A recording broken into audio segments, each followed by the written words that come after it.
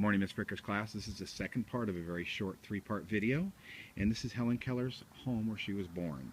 Helen Keller was born a healthy child on June 27, 1880 to Captain H. and Katie Adams Keller. At the tender age of 19 months, she was stricken with a severe illness which left her blind and deaf. At the age of 6½, she was wild and deaf and blind. She was taken by her parents to see Dr. Alexander Graham Bell, and I'm sure you remember who he is. Because of this visit, Helen was united with her teacher, Anne Mansfield Sullivan, on March 3, 1887.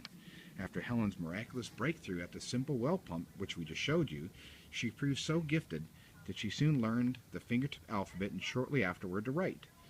By the end of August, in 6 short months, she knew 625 words. At age 10,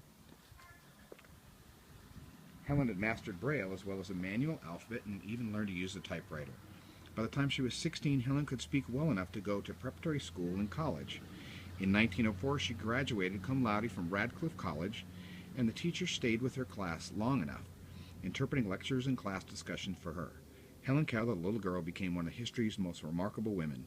She dedicated her life to improving the conditions of the blind and deaf around the world, lecturing more than 25 countries on 5 major continents. Whenever she appeared, she brought new courage to millions of blind people. Her teacher, Anne Sullivan, is remembered as the miracle worker for her lifetime dedication, patience, and love to half-wild southern child trapped in a world of darkness. And that was kind of the brief history, and I'm sure Miss Frick will go over a lot of that with you. But this is part of the outback of where Helen Keller was born. What you're looking at now is a schoolhouse. This was a playroom and a schoolhouse, and this is where they brought Helen Keller so that she could learn away from her parents, because her parents kind of let her do whatever she wanted to do. So this is a little schoolhouse they made for her.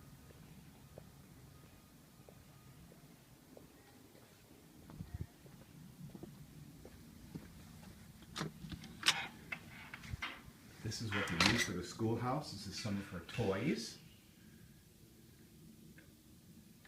And this is where she learned day after day. And what they did with her is they would take her out and drive her for 2.5 miles through the countryside and come right back to her home, so she didn't know that she hadn't gone to school that day. So every day they would do that. This is the other side of the cottage. This is where she was born. She wasn't born in the main house. This is where she was born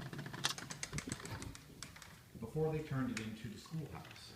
So you can see her crib there, sewing baskets, quilts, and furniture.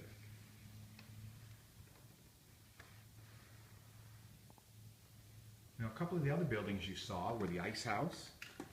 You saw the cook's quarters, because back in the old days, they didn't cook inside the house. So the cook cooked outside, and the cook's quarters were back there as well. So we'll show you that real fast.